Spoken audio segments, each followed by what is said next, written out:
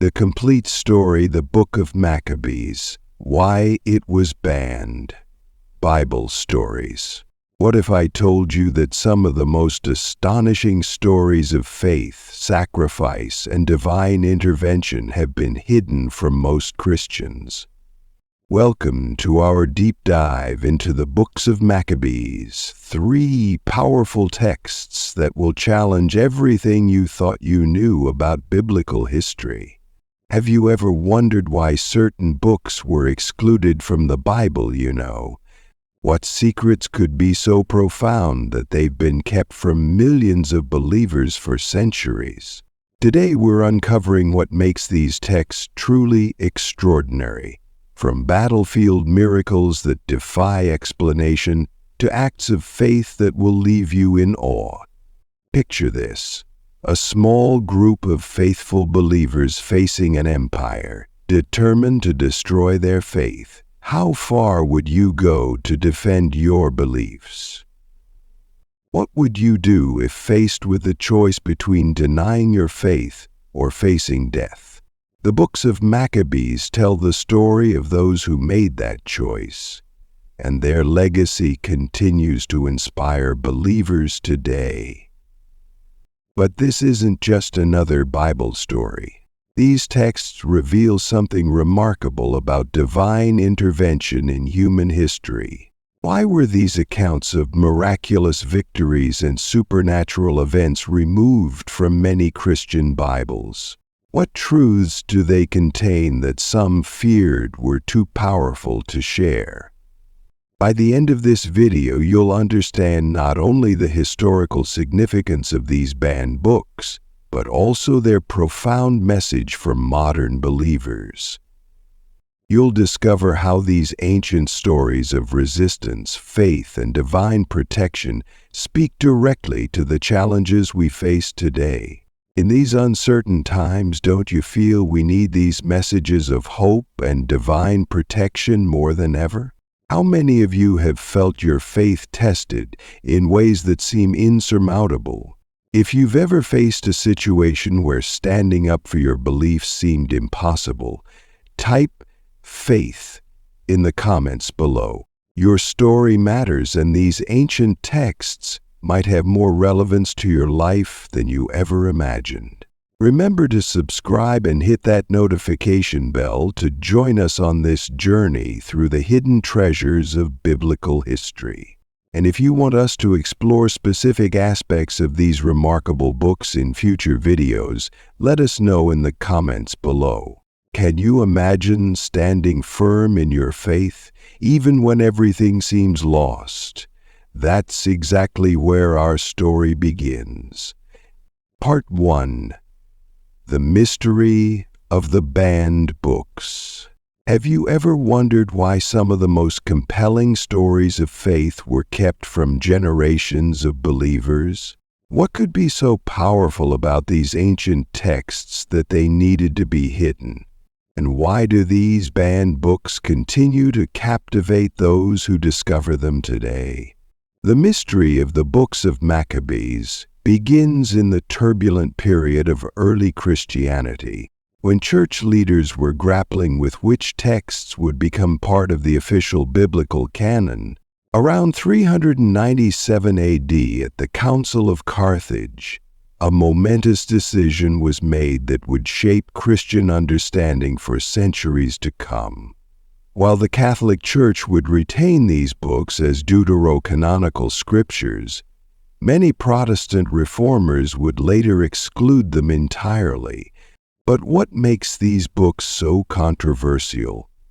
Picture yourself in ancient Jerusalem, where the very existence of Jewish faith hung by a thread. The Books of Maccabees tell a story that challenges our modern understanding of divine intervention and religious resistance. These texts don't just recount history. They reveal a pattern of miraculous deliverance that echoes throughout biblical narrative. Consider the parallels. Just as Moses stood against Pharaoh and Daniel faced the lion's den, the Maccabean heroes confronted seemingly insurmountable odds. Their stories contain elements that some found uncomfortable, detailed accounts of military strategy alongside divine intervention, political rebellion intertwined with religious devotion. These weren't simple moral tales, but complex narratives of faith tested in the crucible of real-world conflict. The Ethiopian Orthodox Church, however, preserved these texts, recognizing their profound spiritual significance. Their version of the Bible includes all 3 books of Maccabees, maintaining a tradition that reaches back to the earliest days of Christianity. What did they see that others missed? Perhaps it was the book's unique perspective on martyrdom, resurrection, and divine justice, themes that would become central to Christian theology. One of the most compelling aspects of these texts is their historical authenticity. Archaeological discoveries have consistently confirmed details mentioned in the Maccabean accounts, from the layout of ancient Jerusalem to specific military campaigns. Yet it's not just their historical accuracy that makes them remarkable, it's their spiritual insight. The books contain prophecies and visions that some found too provocative. They speak of angelic interventions in battle, of martyrs who faced death with supernatural courage, and of divine retribution against those who persecuted God's people. These accounts challenged comfortable religious assumptions, forcing readers to confront difficult questions about faith, resistance, and divine providence. But perhaps the most controversial element was their political implications. These texts tell the story of successful religious resistance against imperial power, a message that has inspired liberation movements throughout history. Could this be why some authorities preferred to keep these books from widespread circulation? As we uncover these layers of mystery, we find ourselves facing the same questions that confronted early Christian leaders. How do we understand divine intervention in human affairs? What role should resistance play in religious life? And how do we reconcile political action with spiritual devotion? The answers lie in the extraordinary events that unfolded during one of the most critical periods in Jewish history. And it all began with a single act of defiance that would change the course of religious history forever. As we delve deeper into the first book of Maccabees, we'll discover how one priest's courageous stand against religious persecution sparked a revolution that would preserve the Jewish faith for generations to come. But first, let's understand the dire circumstances that led to this pivotal moment. Part 2. The first book of Maccabees. Faith under fire. Have you ever wondered what could drive a peaceful people to rise up against an empire? What kind of faith would give someone the courage to face death rather than abandon their beliefs? And what if I told you that one of the most remarkable stories of resistance and divine intervention in history has been hidden from most Christians for centuries? The first book of Maccabees takes us back to a critical moment in Jewish history, the 2nd century BCE.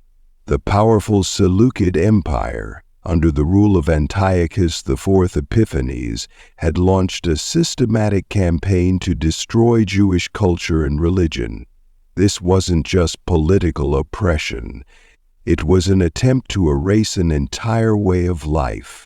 Imagine walking through Jerusalem during this dark period. The sacred temple, once filled with the sounds of prayer and worship, now stood desecrated. Greek idols occupied the holy spaces where only the presence of the one true God should dwell. Jewish practices, from Sabbath observance to circumcision, were banned under penalty of death. This wasn't unlike the persecution Daniel and his companions faced in Babylon, but now it was happening in the very heart of Jewish religious life. In this atmosphere of oppression, one moment would change everything. In the small town of Modin, an elderly priest named Mattathias faced a choice that would echo through history. When Seleucid officials demanded he perform a pagan sacrifice, the weight of generations of faith rested on his shoulders. The scene was tense, soldiers watching, townspeople holding their breath, and a faithful priest standing before an altar that represented everything his faith opposed. What happened next was extraordinary. Mattathias not only refused to perform the sacrifice, but, in a moment of righteous fury reminiscent of Moses' reaction to the golden calf, he struck down both the official and a Jewish man who stepped forward to comply. "Let everyone who is zealous for the law and supports the covenant come out with me," his voice thundered across the marketplace. This wasn't just an act of rebellion, it was a declaration that some principles are worth dying for. The revolt that followed would become legendary. After Mattathias' death, his son Judas, nicknamed Maccabeus, the Hammer, led what seemed like an impossible resistance. Picture this: small bands of Jewish fighters, armed with little more than their faith and determination, facing the mighty Seleucid army with its trained soldiers, war elephants, and superior weapons. But here's where the miraculous enters the story. Battle after battle, the vastly outnumbered Jewish forces achieved stunning victories. Before one crucial battle, when his men were terrified by the size of the enemy army, Judas spoke words that would become immortal.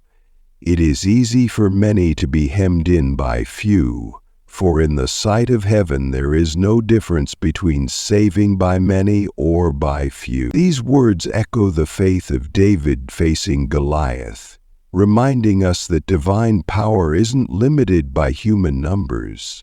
The victories that followed defied all military logic. The Maccabean forces recaptured Jerusalem, cleansed the temple, and restored proper worship, an event still celebrated today as Hanukkah. But perhaps even more remarkable than the military victories were the stories of ordinary people choosing faith over survival, believing that some things are worth more than life itself. This account in 1 Maccabees isn't just a historical record. It's a testament to the power of faith in action. It reminds us that throughout history, there have been moments when standing firm in one's beliefs seemed impossible, yet divine intervention made the impossible possible. But as extraordinary as these events were, they were just the beginning. The second book of Maccabees would reveal even more astonishing manifestations of divine power, from heavenly warriors appearing on the battlefield to martyrs whose faith would challenge our understanding of devotion itself. What mysteries await us in these pages? Let's find out. Part 3. The second book, Martyrs and Miracles. What would drive a mother to encourage her own sons to face death rather than compromise their faith? How deep must one's conviction be to choose martyrdom over a simple act of compromise? And what miracles could be so profound that they would forever change the course of a rebellion? In the second book of Maccabees, we encounter perhaps one of the most heart-wrenching yet inspiring accounts of faith ever recorded. The story centers around a Jewish mother and her 7 sons, brought before King Antiochus IV Epiphanes during his brutal campaign to eliminate Jewish religious practices. The scene unfolds in a way that echoes through centuries of religious persecution. The king, fresh from his victories and drunk with power, demanded these young men violate their sacred laws by eating pork, a seemingly simple act that represented a complete betrayal of their faith. What makes this account particularly powerful is not just the refusal itself, but the extraordinary dialogue that follows. Each son, from the eldest to the youngest, faced the king with unwavering resolve. Their words, recorded in 2 Maccabees, reveal a profound belief in resurrection, a concept that would later become central to Christian theology. The first son declared with unshakable conviction, "We are ready to die rather than transgress the laws of our ancestors." His brothers followed, each adding their own testament to their faith in eternal life and divine justice. But it's the mother's role that transforms this from a mere tale of martyrdom into something truly extraordinary. Standing there, watching each of her sons face brutal torture, she displayed a strength that seems almost superhuman. In what must have been the most agonizing moments of her life, she spoke to each son in their native Hebrew, encouraging them to remain faithful.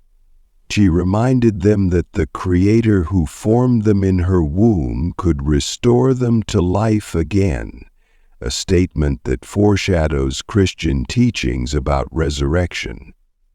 This account parallels other biblical narratives of supernatural strength in the face of persecution, like Daniel's 3 friends who faced Nebuchadnezzar's fiery furnace, or Stephen's martyrdom in the early Christian church. These brothers chose death over denying their beliefs. But the story doesn't end with their martyrdom. The second book of Maccabees then shifts to the battlefield, where divine intervention takes on a more dramatic form. During a crucial battle at Beth-zur, when Judas Maccabeus and his forces faced overwhelming odds, something extraordinary occurred. 5 magnificent riders appeared in the sky, their armor gleaming with golden brilliance. 2 of these celestial warriors positioned themselves on either side of Judas, shielding him with their weapons, while the others rained arrows and lightning upon the enemy forces. This divine intervention mirrors other biblical accounts of heavenly assistance, like Elisha's vision of the mountains full of horses and chariots of fire. The appearance of these supernatural warriors served not only as military support, but as a divine confirmation of the righteousness of their cause. The culmination of these miraculous events comes with Judas's vision of the prophet Jeremiah, who appears to him holding a golden sword. In a scene reminiscent of God's commissioning of Joshua before the Battle of Jericho, Jeremiah presents the sword to Judas, declaring it a holy weapon from God himself. This divine endorsement became a powerful symbol of legitimacy for the Maccabean revolt. These accounts in 2 Maccabees serve a deeper purpose than mere historical documentation. They reveal a profound theological understanding of martyrdom, resurrection, and divine intervention that would significantly influence both Jewish and Christian thought. The martyrs' unwavering belief in resurrection and divine justice prefigures Christian teachings, while the miraculous battlefield interventions demonstrate God's active involvement in human history. But as remarkable as these events are, they're just part of a larger narrative of divine protection and deliverance. While the second book shows us God's power through martyrdom and battlefield miracles, what happens next in our story takes us to Egypt, where divine intervention manifests in an entirely different way. How does God protect his people when they're far from their homeland, facing extinction at the hands of a powerful empire? The answer lies in the third book of Maccabees, where we'll witness perhaps the most extraordinary demonstration of divine protection yet. Part 4. The third book. Divine protection.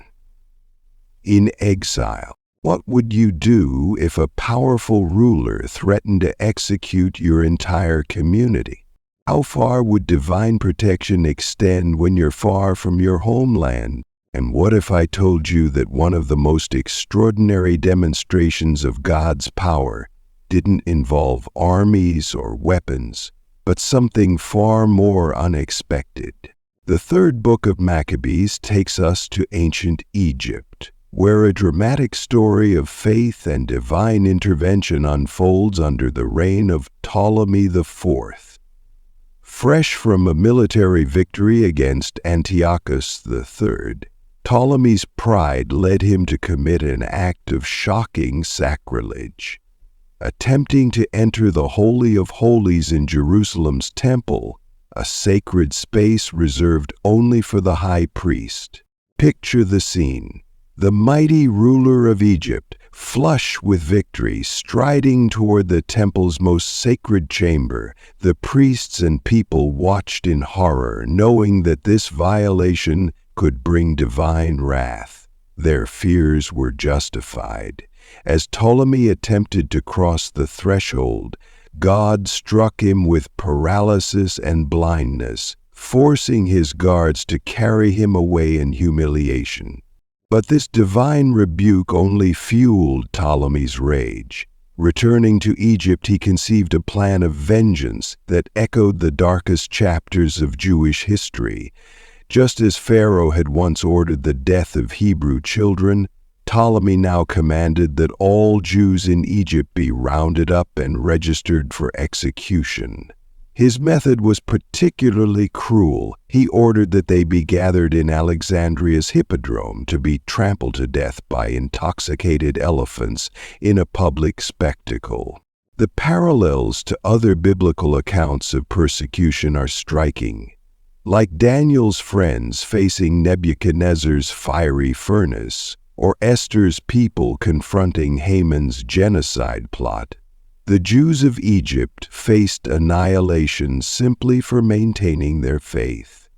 But their response revealed the power of spiritual warfare. Instead of taking up arms, they turned to prayer and fasting. The text describes their cries rising to heaven with such intensity that even the angels wept. For 3 days they maintained their vigil, drawing on the same faith that had sustained their ancestors in countless trials. This mirrors Queen Esther's call for a 3-day fast before she approached King Xerxes to save her people. Then came the moment of truth. As the elephants were driven toward the gathered Jews, something extraordinary happened. In a divine reversal that echoes the parting of the Red Sea, the very instruments of destruction became tools of deliverance. The elephants, instead of attacking the Jewish prisoners, turned on their handlers and the Egyptian soldiers, creating chaos in the city. The scene was unprecedented. Mighty war elephants, symbols of imperial power, became agents of divine justice. Ptolemy, like Pharaoh before him, was forced to confront the reality that no earthly power could stand against the God of Israel. The parallel to Exodus is unmistakable. Just as God used natural forces to deliver his people from Egyptian bondage, he now used these creatures to save them from Egyptian persecution once again. This dramatic intervention led to a complete reversal of fortune. Ptolemy, confronted with undeniable evidence of divine power, not only spared the Jews, but issued a decree protecting their right to practice their faith. The persecutor became a protector. just as Nebuchadnezzar had once acknowledged the supreme power of the Jewish God. What makes this account particularly significant is its demonstration that God's protection knows no geographical bounds. While the first and second books of Maccabees showed God's intervention in the Holy Land, the third book reveals that his power extends wherever his people are faithful.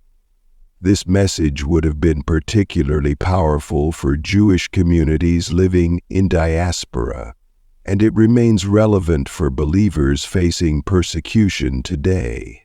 But perhaps the most profound lesson from this extraordinary account is how God often works in unexpected ways. The Jews didn't need an army of warriors. They needed faith, prayer, and the courage to stand firm in their convictions.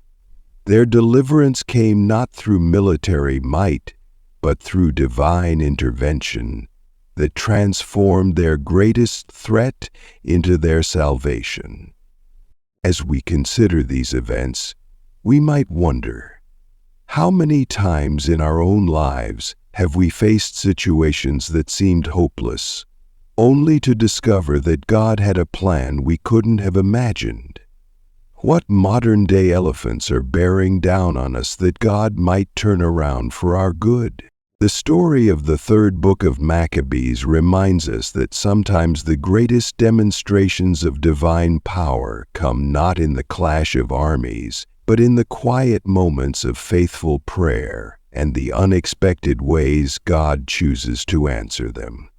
As we move forward in our exploration of these banned books, we'll discover even more profound truths about faith, divine protection, and the extraordinary ways God works in human history. But first, let's consider why such a powerful testimony of God's protection would be excluded from many Christian Bibles.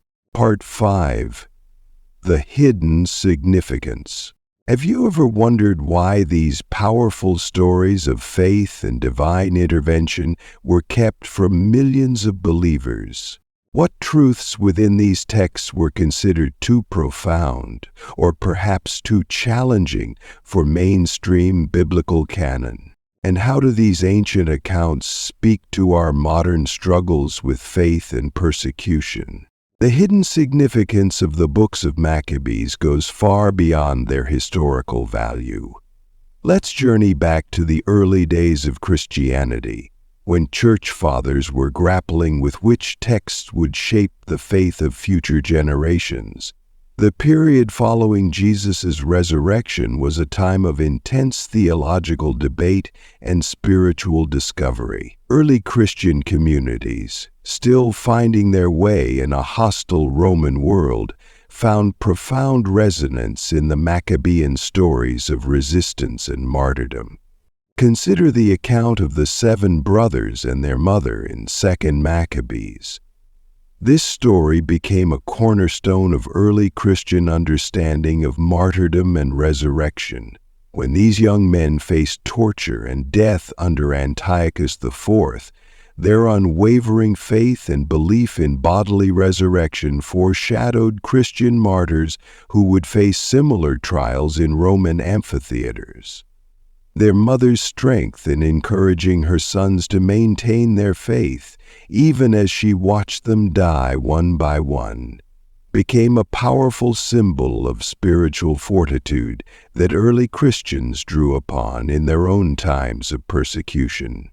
But the significance runs deeper still.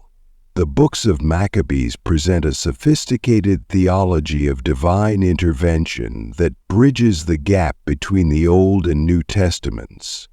When Judas Maccabeus receives a golden sword from the prophet Jeremiah in a vision, we see a clear parallel to the spiritual warfare imagery that St. Paul would later develop in his letters. The appearance of heavenly warriors on the battlefield presages the apocalyptic imagery in the book of Revelation, where divine intervention meets human faith in dramatic fashion. Think about the political implications these texts carried. In an era when Christianity was becoming the official religion of the Roman Empire, these stories of religious resistance against imperial power posed challenging questions. How should believers balance political loyalty with religious conviction? When is armed resistance justified in defense of faith? These questions were as provocative then as they are today. The Books of Maccabees also contain some of the earliest explicit references to prayers for the dead and the concept of purgatory. This theological development helps explain why these texts found a permanent home in Catholic and Orthodox traditions while being excluded from Protestant Bibles during the Reformation. Martin Luther and other reformers, seeking to return to what they saw as more primitive Christianity, questioned these later theological developments. But perhaps most significantly for modern readers, these books offer a powerful meditation on religious identity in a secular world. The Jews, under Seleucid rule, faced intense pressure to abandon their distinctive practices and assimilate into Hellenistic culture. Sound familiar? In our increasingly secular age, believers face similar pressures to conform their faith to modern sensibilities. The miracle stories in these texts serve a deeper purpose than mere entertainment. When 5 radiant horsemen appear to protect Judas Maccabeus in battle, or when rampaging elephants turn against their own handlers instead of trampling Jewish prisoners, these accounts remind us that divine protection often comes in unexpected ways. They challenge us to recognize God's hand in our own lives, even when that intervention doesn't take such dramatic forms. These ancient texts speak with surprising relevance to contemporary issues of religious freedom, cultural identity, and the cost of maintaining one's faith in a hostile world. They remind us that the struggle to preserve religious identity in the face of secular pressure is not new, and neither is God's faithfulness in sustaining His people through such trials. As we conclude our exploration of these remarkable books, ask yourself, how might these ancient stories of faith and resistance speak to your own spiritual journey? What wisdom might they offer for navigating the challenges of maintaining religious identity in our modern world? But the significance of these books doesn't end with their historical or theological importance. As we wrap up our journey through these extraordinary texts, let's consider their ultimate message for believers today. Conclusion. As we conclude our journey through the remarkable Books of Maccabees, we've uncovered something far more profound than just ancient history. We've discovered a timeless testament to the power of faith, the reality of divine intervention, and the courage to stand firm in one's beliefs against seemingly insurmountable odds. These texts remind us that the struggle between faith and cultural pressure isn't new. From the Maccabean revolt to our modern world, believers have faced the challenge of maintaining their spiritual identity in societies that often demand conformity. Yet, as we've seen, divine protection manifests in ways both dramatic and subtle. Think about it. What would you do if faced with the choice between compromising your beliefs and facing persecution? The mother who watched her 7 sons choose martyrdom rather than abandon their faith challenges us to examine our own spiritual courage. The miraculous victories of Judas Maccabeus remind us that sometimes standing firm in faith means taking action against overwhelming odds. But here's the most powerful message these books offer us today. In every generation, those who remain faithful discover that divine protection takes unexpected forms. Sometimes it's as dramatic as heavenly warriors appearing on the battlefield. Other times, It's as subtle as finding the strength to maintain your beliefs in a world that increasingly questions them. What struggles are you facing in your own faith journey? How do these ancient stories of resistance, redemption, and divine intervention speak to your life today? Share your thoughts in the comments below. Your perspective might be exactly what another viewer needs to hear. If you found value in these hidden treasures of biblical history, don't keep them to yourself. Hit that like button and share this video with someone who needs encouragement in their faith journey. And if you're hungry for more insights from the banned books of the Bible, make sure to subscribe and hit the notification bell. We're just getting started with these extraordinary revelations. Remember, if you want us to explore specific aspects of the Maccabean revolt or dive deeper into other banned biblical texts, let us know in the comments. Type "explore" if you'd like to see more videos about the Ethiopian Orthodox Bible's hidden books. Thank you for joining us on this journey of discovery. In times like these, perhaps we need these ancient stories of faith and divine protection more than ever. Until next time, remember, just as the Maccabees found strength in their darkest hour, your faith has the power to overcome any challenge you face. What powerful truth from the Books of Maccabees resonated most with you? Share your insights below, and let's continue this conversation about faith, courage, and divine intervention in our modern world.